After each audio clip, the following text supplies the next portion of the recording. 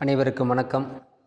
கன்னித்தமிழ் பாடசாலைக்கு உங்களை வரவேற்பதில் அகமகிழ்ச்சி அடைகிறேன். இன்று மேல்நிலை 1ஆம் ஆண்டு இயல் 1 உள்ள கவிதைப்பேழை யுகத்தின் பாடலில் ஒரு பாடலை பார்ப்போம். யுகத்தின் பாடல்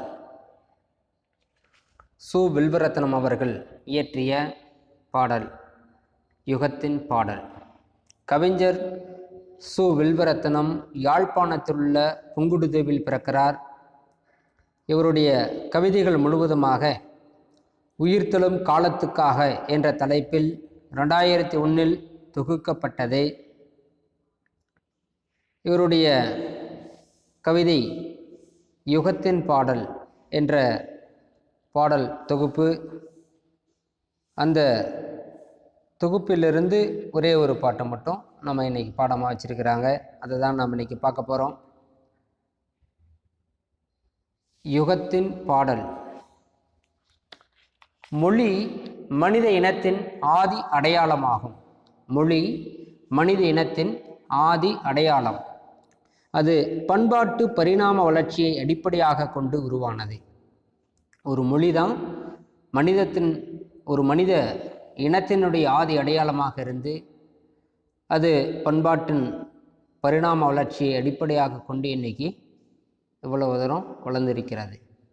ஒரு இனத்திற்கே ஒரு மைய புள்ளியாக விளங்குவது எது அப்படின்னா அதுதான் மொழி என்று சொல்லலாம்.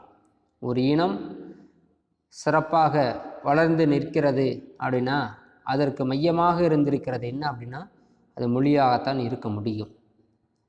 நம் தாய்மொழியாம் தமிழ் மொழியின் வேர் சங்கத்தில் தொடங்கி இன்றைய காலம் வரை இடர்களை களைந்து உயர்திணை செம்மொழியாக செழித்தோங்கி நிற்கிறது. நம் தாய்மொழியான தமிழ்மொழி அதனுடைய வேர் எங்கே அப்படின்னா சங்கம் வைத்து தமிழ் வளர்த்த அந்த மதுரை சங்கத்தில் தொடங்கி இன்றைக்கு வரை அது பல இடர்பாடுகளை எல்லாம் கடந்து களைந்து இன்னைக்கு செம்மொழியாக உயர் தனி செம்மொழியாக உயர்ந்து நிற்கிறது அப்படின்னு சொல்கிறாங்க. அப்படி உயர்ந்து நிற்கக்கூடிய தமிழ் அன்னை தான் இவங்க அற்புதமாக ஜொலிக்கிறாங்க பாருங்க. அவங்களை பாராட்டி ஒரு அற்புதமான பாடலை இந்த சு. வில்வரத்னம் அவர்கள் பாடியிருக்கிறாரு. என் அம்மை ஒற்றி எடுத்த நெற்றிமண் அழகே அப்படின்றான். என் அம்மை அப்படிங்கிறது இந்த இடத்துல தமிழ் அன்னையாக இருக்கின்ற தமிழ்தாய் அவங்க நெற்றியின் வைத்திருக்கக்கூடிய திருநீரே மிகவும் அழகுதான் அப்படின்னு சொல்றாங்க. வழி வழி நினதடி தொழுதவர் உழுதவர் விதைத்தவர் உயர்த்தவர்க்கெல்லாம் நிறைமணி தந்த வழி உனக்கு பல்லாண்டு பல்லாண்டு பல்லாயிரத்தாண்டு பாடத்தான் வேண்டும். வழி வழி நின்னதடி தொழுதவர், காலம் காலமாக உன்னுடைய தமிழ் தாயினுடைய உன்னுடைய பாதங்களை தொட்டு தொழுதவர்களும் அதனால் புகழ்பெற்று விளைந்தவர்களும் நிறைய பேர் இருக்கிறாங்க. உழுதவர் விதைத்தவர் விதைத்தவர் உழைத்தவர். இந்த தமிழ் அன்னையை வளர்த்திருப்பதற்காக பல புலவர் பெருமக்கள், மன்னர்கள், அறிஞர் பெருமக்கள் எல்லாம் தன்னுடைய தொண்டை சிறப்பாக ஆற்றியதன் விளைவாக இன்று சிறப்பு பெற்று இருக்கிறது தமிழ் அன்னை, தமிழ்தாய், தமிழ் மொழி. அப்படிப்பட்ட நிறைமணி தந்தவழி அப்படின்றான். அப்படிப்பட்ட பல புலவர்களையும் மன்னர்களையும் அறிஞர்கள் பெருமக்களையும் கொண்டு வந்து எங்களுக்கு அறிமுகம் செய்துவிட்ட உன்னை உனக்கு பல்லாண்டு பல்லாண்டு பல்லாயிரத்து ஆண்டு பாடத்தான் வேண்டும்.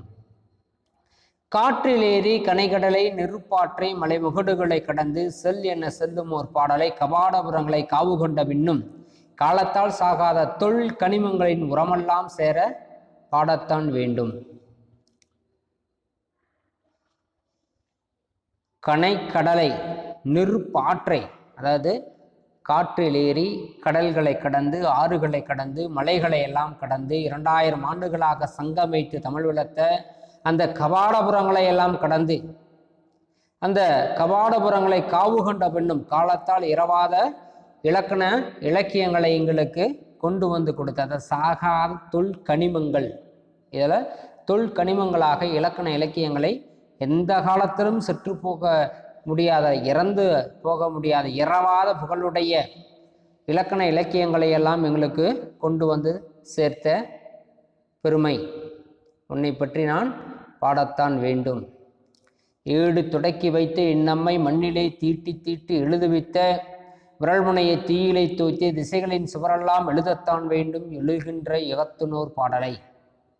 ஏடுகளை எல்லாம் தொடக்கி வைத்து மண்ணிலே முதலாக அந்த கையை பிடித்து எழுத கற்றுக் கொடுத்த, விரல்முனையை கொண்டு வந்து எழுத கற்றுக் கொடுத்த என்னுடைய தமிழன்னியே, என்னுடைய தாய்மொழியே, யுகத்தின் பாடலை, இப்படிப்பட்ட சிறப்பு பெற்ற உன்னை எந்த அனைத்து திசைகளிலும் எழுத வேண்டும் உன்னுடைய பெருமைகளை எல்லாம், அப்படிப்பட்ட என் தமிழன்னையே உன்னை வாழ்த்தி பாடுகிறேன் அப்படின்னு சு. வில்வரத்தனம் அவர்கள் போற்றி பாடுகிறார். பெரும்பாலும் புதுக்கவிதை அப்படிங்கிறது ஒரு விளக்கம் கொடுத்துருக்காங்க பாருங்க. மரபு சார்ந்த செய்யுள்களின் கட்டுப்பாடுகளில் இருந்து தன்னை விடுவித்து கொண்ட கவிதை புதுக்கவிதைகள் என்று அழைப்பர். படிப்போரின் ஆழ்வானதின் புதுக்கவிதை ஏற்படுத்தும் தாக்கமே முதன்மையானது. இது படிப்போரின் சிந்தனைக்கு ஏற்ப விரிவடையும் பன்முகத்தன்மை கொண்டதாகும். மரபு சார்ந்த செயல்களின் கட்டுப்பாடுகளிலிருந்து விடுவிக்கப்பட்டு ஒரு புதுமையான நிலைகளை இன்றைக்கு புகுத்திருக்கக்கூடியதான் படிப்பவர்களுடைய ஆழ் மனதில் இந்த புதுக்கவிதையானது பல தாக்கங்களை ஏற்படுத்தியிருக்கிறது. அந்த படிப்பவர்களுடைய சிந்தனை எப்படி இருக்கிறதோ அதற்கேற்றாற்போல் அதை விரிவடையக்கூடிய பன்முகத்தன்மை கொண்டதாக இருக்கிறது என்று சொல்லலாம்.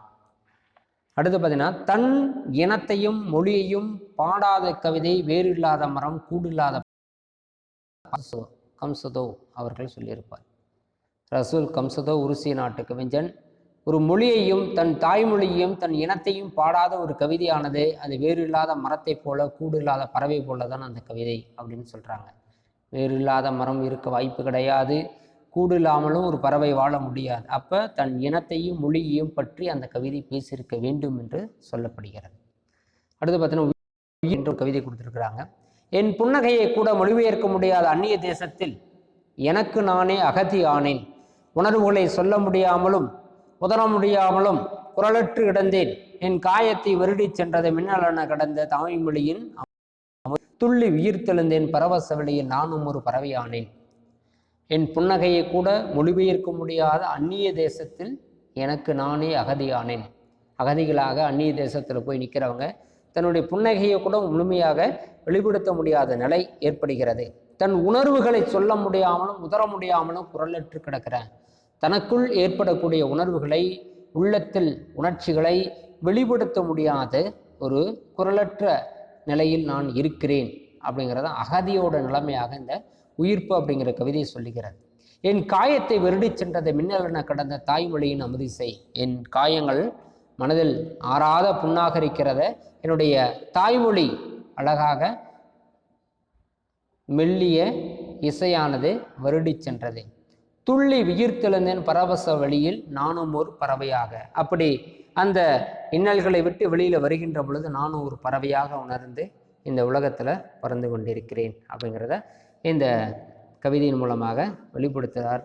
இந்த அந்நிய தேசத்தில் தங்கி கொண்டிருக்கும், இன்னல்களை அனுபவித்து கொண்டிருக்கக்கூடிய அகதிகளை நிலையாக வெளிப்படுத்துகிறது இந்த உயிர்ப்புங்கிற கவிதை. நன்றி, வணக்கம்.